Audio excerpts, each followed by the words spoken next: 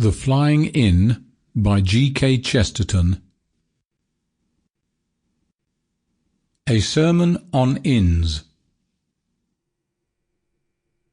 The sea was a pale elfin green, and the afternoon had already felt the fairy touch of evening, as a young woman with dark hair, dressed in a crinkly copper-coloured sort of dress of the artistic order, was walking rather listlessly along the parade at Pebblewick-on-Sea, trailing a parasol and looking out upon the sea's horizon.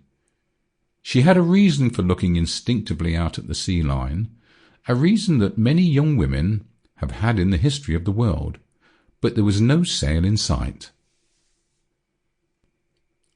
On the beach below, the parade was a succession of small crowds, surrounding the usual orators of the seaside, whether niggers or socialists, whether clowns or clergymen. Here would stand a man doing something or other with paper boxes, and the holiday makers would watch him for hours in the hope of sometime knowing what it was that he was doing for them.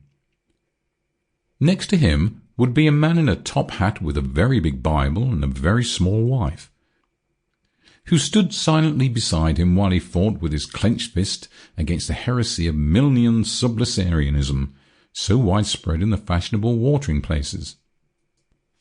It was not easy to follow him.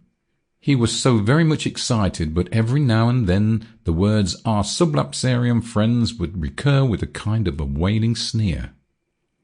Next was a young man talking of nobody knew what, least of all himself, but apparently relying for public favour mainly on having a ring of carrots around his hat. He had more money lying in front of him than the others. Next were niggers. Next was a children's service conducted by a man with a long neck who beat time with a little wooden spoon. Further along there was an atheist, in a towering rage, who pointed every now and then at the children's service and spoke of nature's fairest things being corrupted with the secrets of the Spanish Inquisition, by the man with the little spade, of course. The atheist, who wore a red rosette, was very withering to his own audience as well. Hypocrites, he would say. And then they would throw him money. Dupes and dastards. And then they would throw him more money. But between the atheist and the children's service was a little owlish man in a red fez, weakly waving a green gamp umbrella. His face was brown and wrinkled like a walnut. His nose was of a sort we associate with Judea. His beard the sort of black wedge we associate rather with Peru.